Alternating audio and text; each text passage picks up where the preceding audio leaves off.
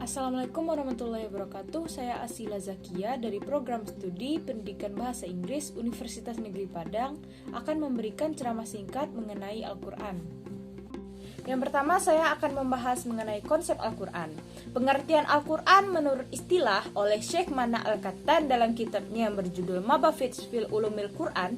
Al-Quran adalah kalam Allah Ta'ala yang memiliki mukjizat diturunkan kepada Nabi Muhammad SAW dengan perantara malaikat Jibril yang jika dibaca merupakan ibadah, diawali oleh surat Al-Fatihah dan diakhiri oleh surat An-Nas.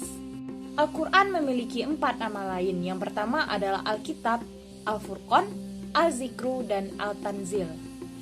Al-Quran juga memiliki banyak kandungan, diantaranya yaitu adalah hukum, yaitu aturan-aturan Allah yang mencakup akidah, yaitu keyakinan, syariah, yaitu perbuatan atau tindakan, akhlak, yaitu etika atau moral.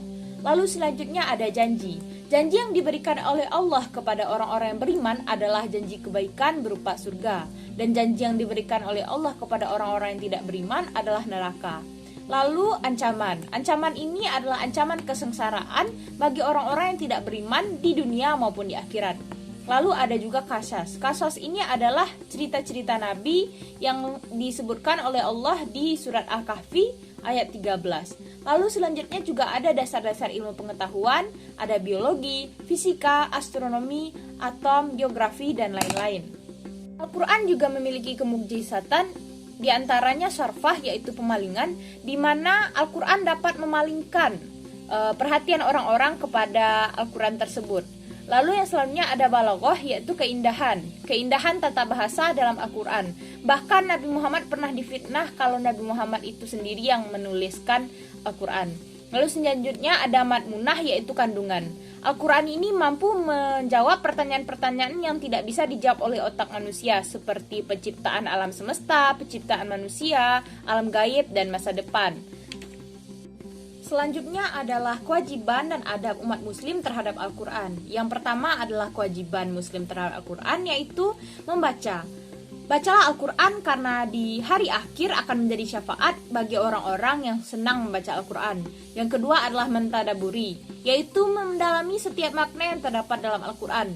Lalu mengajarkan, yaitu mengajari dan mempelajari Al-Quran. Lalu selanjutnya adalah mengamalkan, yaitu mengimplementasikan ajaran-ajaran dalam Al-Quran ke dalam kehidupan sehari-hari sehingga kita mendapatkan keselamatan yang dijanjikan oleh Allah Subhanahu wa Ta'ala.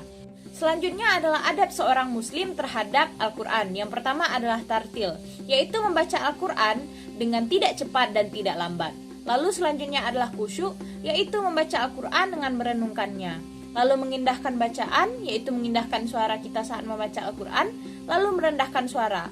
Merendahkan suara dalam hal ini maksudnya adalah menurunkan volume kita membaca Al-Quran jika kita berada di dalam keramaian atau berada di kerumunan tempat umum.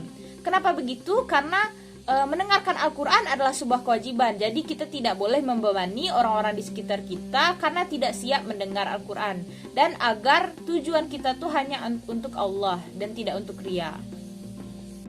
Sekian ceramah dari saya, mohon maaf jika ada kesalahan. Assalamualaikum warahmatullahi wabarakatuh.